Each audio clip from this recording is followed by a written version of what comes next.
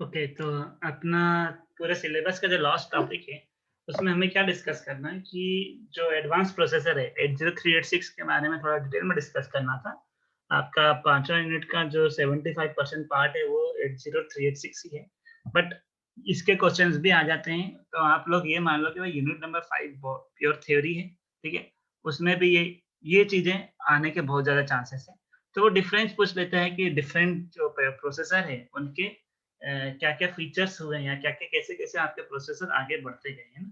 जैसे मैं बताया था कि सबसे जो पहला प्रोसेसर इंटेल ने बनाया था वो था 4004, फिर 8008 बना, फिर 8085 बना, फिर 8086 बना, फिर 80186 बना, फिर 80286 बना, फिर 80386 पढ़ा, ठीक है? तो 80386 हमने पढ़ा है, 8086 पढ़ा है, फिर 80386 के बाद में 80486 भी बना था। फिर 80486 के बाद में बना था पेंटियम प्रो, ठीक है? फिर पेंटियम प्रो के बाद में पेंटियम प्रो को बाद में पेंटियम 2 आया, तो पेंटियम प्रो को पेंटियम 1 भी बोल सकते हैं। पेंटियम 2 फिर पेंटियम 3 फिर पेंटियम 4 फिर पेंटियम 4 के बाद में इटेनियम करके प्रोसेसर बना था, जो पहला 64 बिट का प्रोसेसर था। फिर इटेनियम, है ना? पेंटियम 4 तक के सारे 32 बिट के ही प्रोसेसर थे, ठीक है? ऑब्वियसली क्योंकि ये नए-नए प्रोसेसर बनते गए, मतलब इनमें कुछ ना कुछ एडिशनली आता गया होगा जो पुराने प्रोसेसर में नहीं था। जैसे कि 8086 से 80386 एडवांस था। उसी तरीके से 80386 से 486 ज़्यादा बेटर था। उससे पेंटियम बेटर था, फिर पेंटियम 2, 3, 4 और बेटर होते गए, ठीक है? फिर पेंटियम 4 फिर इटेनियम बना, फिर बना कोर 2 डियो, फिर बना ड्यूल कोर, ठीक है? फिर ड्यूल कोर के बाद में आए i3, i5, i7 एंड अभी i7 और i9 बहुत ज़्यादा पॉपुलर है, ठीक है? तो इस तरीके से धीरे-धीरे प्रोसेसर में कुछ ना कुछ एडिशनली करता गया, ठीक है? तो हमें यही देखना है, एग्ज़ाम में पूछा जाएगा कि डिफरेंस बताओ इन सब के बीच में। तो पहला जो डिफरेंस है पेंटियम प्रोसेसर में, है ना? मतलब 80386 से सभी एडवांस है और पेंटियम के जितने भी ये तीनों हैं, ये सभी की सभी 32 बिट के प्रोसेसर हैं, ठीक है? कितने बिट के हैं? 32 बिट के प्रोसेसर हैं। इनमें जो पाइपलाइनिंग स्टेजेस होते हैं, जैसे कि 80386 में हमने देखा था 3 स्टेज की पाइपलाइनिंग। वैसे पेंटियम 2 में 14 स्टेज का पाइपलाइन है, पेंटियम 3 में 12 स्टेज का, पेंटियम 4 में 20 स्टेज का है, ठीक है? तो पेंटियम 3 में पाइपलाइनिंग पेंटियम 2 के कंपेयर में कम थी, ठीक है? ये ध्यान रखेंगे। Plus 70 with load and store architecture. मैं बता देता हूँ, लोड एंड स्टोर आर्किटेक्चर एक अलग से आर्किटेक्चर होता है, ठीक है? डिफरेंट टाइप से मेमोरी एक्सेस करने के लिए। तो उसमें क्या होता है कि रिड्यूस इंस्ट्रक्शन सेट कंप्यूटर की कैटेगरी में आ जाता है, इसलिए उसमें 17 स्टेज का पाइथनिंग आ जाता है। मैक्सिमम स्पीड जो थी पेंटियम 2 की वो 450 मेगाहर्ट्ज की थी, जबकि पेंटियम 3 की 1400 मेगाहर्ट्ज तक हो सकती थी, ठीक है? 1400 मतलब 1.4 गीगाहर्ट्ज। उस तरीके से पेंटियम 4 जो 3 गीगाहर्ट्ज तक का वर्क कर सकता था, 3000 मेगाहर्ट्ज तक की स्पीड। आर्किटेक्चर जो था वो इंटेल का 6th जनरेशन था, है ना? पेंटियम 2। पेंटियम 3 जो था वो P6, मतलब ये भी माइक्रो आर्किटेक्चर का नाम था, इन्होंने इंटेल ने अपने आर्किटेक्चर के नाम दिए। जैसे अपन 10th जनरेशन अभी चल रहा है ना? तो P6 माइक्रो आर्किटेक्चर था पेंटियम 3 का, और फिर पेंटियम 4 का था नाम net burst micro architecture. Clock speed जो है, अच्छा, मैक्सिमम स्पीड और क्लॉक स्पीड में अंतर होता है ना, ध्यान रखें।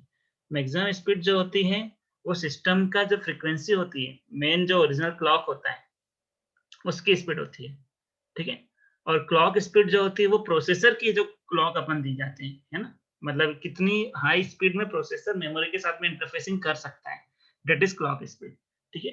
जिससे वो सिंक्रोनाइज़ वे में स्पीड में वर्क करे। मतलब वर्किंग की स्पीड जो है, वो किस पे डिपेंड करती है कि मेमोरी और प्रोसेसर की दोनों की स्पीड के ऊपर डिपेंड करती है, ठीक है? उनकी प्रोसेस ये मतलब कितना फास्ट हम फेच, डिकोड, एग्जीक्यूट कर पा रहे हैं, that is your clock speed, ठीक है? मैक्सिमम क्लॉक मतलब जो अपन क्रिस्टल लगा रहे हैं, जिसमें इसमें जो कनेक्ट कर रहे हैं वो होता है। तो क्लॉक स्पीड जो इसकी होती है पेंटियम 2 की, वो 450 मेगाहर्ट्ज़ तक की हो सकती है। पेंटियम 3 की 1.4 गीगाहर्ट्ज़ तक की हो सकती है, जबकि पेंटियम 3 की 1.3 गीगाहर्ट्ज़ तक हो सकती है। तो देखेंगे पेंटियम 4 में देखेंगे कि मैक्सिमम क्लॉक 3 गीगाहर्ट्ज़ तक का था, बट क्लॉक स्पीड इसकी 1.3 गीगाहर्ट्ज़ की ही है। फिर अगला जो है प्रोसेसिंग कैपेबिलिटी जो है, ठीक है? तो ये थोड़ा गड़बड़ हो गया, है ना? पेंटियम 2 का भी 32 बिट है, पेंटियम 3 का भी 32 बिट है, पेंटियम 4 का भी 32 बिट है, ठीक है? प्रोसेसिंग कैपेसिटी से डिफाइन होता है कि डाटा बस 32 बिट का होगा, प्लस प्रोसेसिंग कैपेसिटी से ये भी डिफाइन होता है कि इसका जो एड्रेस बस होगा, वो भी 32 सॉरी एड्रेस बस नहीं, डाटा बस 32 बिट का होगा, ALU जो है वो भी 32 बिट का होगा, 32 बिट का एडिशन, सब्ट्रैक्शन, मल्टीप्लिकेशन, डिवीजन और जितने भी आपके लॉजिकल ऑपरेशन है या शिफ्टिंग वगैरह 32 बिट के नंबर पे वो एक ही बार में कर पाएगा। ठीक है। पेंटियम 4 में इंस्ट्रक्शन सेट में एक ACC2 और ACC3 करके वर्जन आए थे, वो ऐड हो गए। ठीक है। और FSB स्पीड जो होती है वो 100 मेगाहर्ट्ज। ठीक है। पेंटियम 3 की 133 मेगाहर्ट्ज और पेंटियम 4 की 1066 मेगाहर्ट्ज तक की हो सकती थी। और इसके अलावा जो आपका मेन जो यहाँ पे आपका पेंटियम में ये जानना है कि ये कब बने थे या ये जो भी बने थे, तो पेंटियम 4 जो है वो 2000 में ही आ गए थे। पेंटियम 3 जो है वो 97 में आ गया था, पेंटियम 2 जो है नहीं, पेंटियम 4 96 में आ गया था, पेंटियम 3 जो 92 में आ गया, 93 में आ गया था और पेंटियम 2 जो है वो 94 में आया था। ठीक है। अब मैं इसकी एक बार वो भी बता देता हूँ, पेंटियम 4 एड्रेस बस। ठीक है। तो पेंटियम 4 का जो एड्रेस बस का साइज होता है ना, वो होता है आपका 46 बिट का। ठीक है। 46 बिट का एड्रेस बस होता है किसका, पेंटियम 4 का। एक सेकेंड।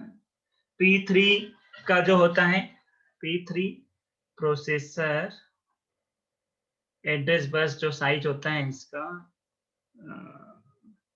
ओके, इसकी जो मैक्सिमम जो कैपेसिटी होती है P3 की, वो होती है 64 GB।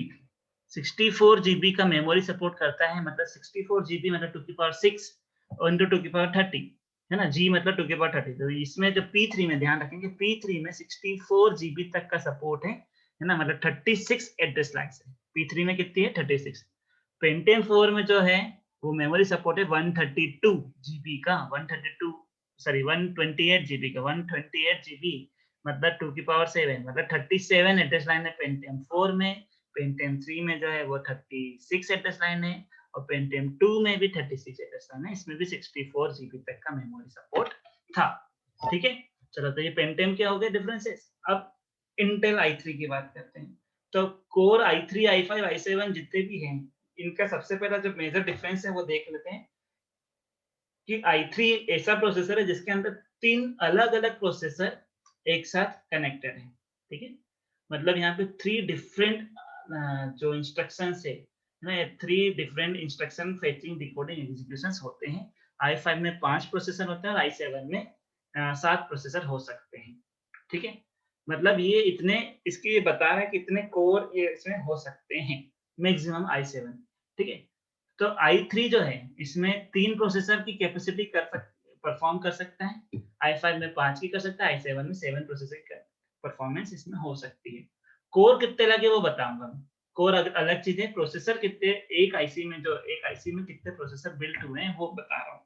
चलो, इसके अलावा i3 जो है वो एंट्री लेवल प्रोसेसर है, जबकि i5, अच्छा ये सभी की सभी 64 बिट के प्रोसेसर है, मतलब 64 बिट के नंबर का एडिशन, सब्ट्रैक्शन, मल्टीप्लिकेशन, डिवीजन और सारे लॉजिकल ऑपरेशन कर सकते हैं। i3 की जो मेमोरी हैंडलिंग कैपेसिटी है, i3 की जो मेमोरी हैंडलिंग कैपेसिटी है वो 256 GB की है, i5 की भी 256 GB की और i7 की 1 TB की है। ठीक है। तो इसमें 1 TB का रैम भी लगा सकते हो, जो कि बहुत ज्यादा है। ठीक। तो याद रखेंगे i3 और i5 में 256 GB, जबकि i7 में 1 TB।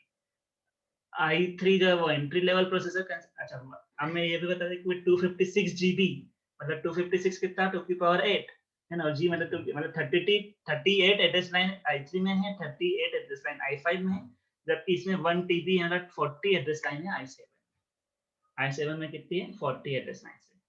i3 में जो कोर होते हैं, मैं बताया था ना कि भाई मेन जो कोर होता है वो 8086 होता है, फिर उसके ऊपर एडिशनली अपन सब चीजें जोड़ते हैं। तो i3 में 2 से 4 कोर हो सकते हैं, i5 में भी 2 से 4 कोर हो सकते हैं, जबकि i7 में 4 से 8 हो सकते हैं, यहाँ पे लिखा नहीं है, पर i7 में 4 to 8 कोर हो सकते हैं, ऑक्टा कोर तक होता है ये।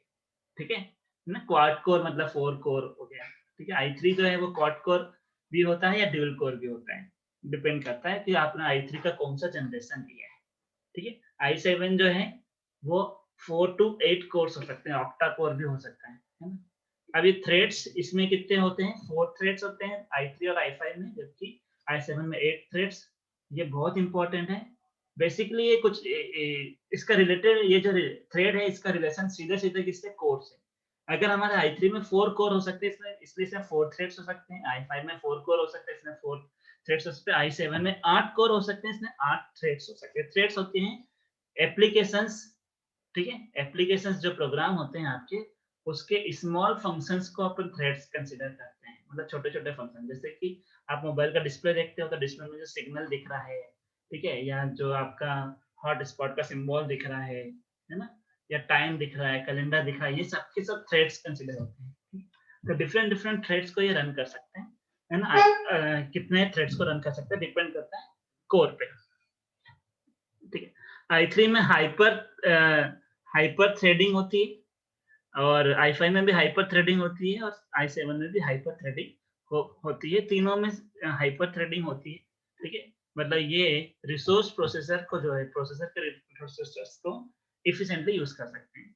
कैश मेमोरी का ध्यान रखेंगे, i3 में जो है वो कैश मेमोरी 3 to 4 MB का होती है, i5 में 3 to 8 MB का होता है, जबकि i7 में 4 to 8 MB का कैश मेमोरी होता है, ठीक है? तो कैश मेमोरी सबसे कम i3 की होती है। इसके अलावा सिलिकॉन टेक्नोलॉजी पे तीनों ही बने हुए हैं, है ना? तो इसमें कुछ ज़्यादा है नहीं। सिलिकॉन टेक्नोलॉजी में जितना कम नैनोमीटर होता है, उसमें उतनी कम पावर लगती है। ये भी कुछ डिफरेंसेस हैं, एग्ज़ाम में हमेशा बस पूछे जाते हैं डिफरेंसेस, ठीक है? तो ये इसमें ठीक लिखा हुआ है कोर्स के बारे में, फिर से मैं बता देता हूँ। i7 में 4 to 8 कोर होते हैं, है ना? ये गलत लिखा हुआ है। i3 में 2 to 4 होते हैं, i5 में भी 2 to 4 होते हैं। ये पुराने के हिसाब से नहीं है, भई 10th जनरेशन तक के i3 भी आने लग गए हैं, उसमें 4 कोर होते हैं। i5 जो है वो भले 10th जनरेशन का भी आएगा, मगर उसमें कोर 4 ही होंगे।